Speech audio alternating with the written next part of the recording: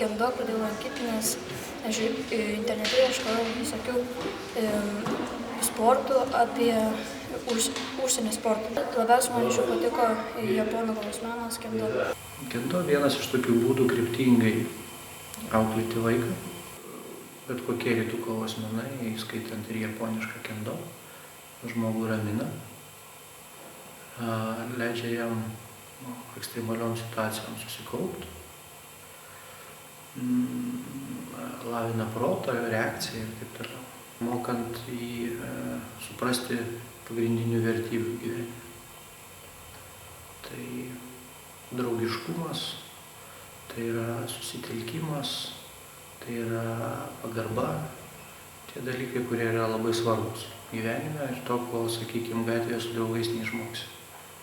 Per jį išmokau geros reakcijos, greit bėgioti ir labai greitai ir tvarkingai rašyti. Išmokau japoniškų žodžių, susiradau daugiau įvairių draugų. Jie yra man geresni negu mano klasiokai, nes jie mandagesni ir geriau draugauja.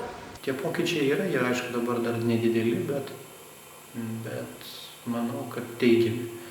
Tiek tvarka namuose, tiek vertybės,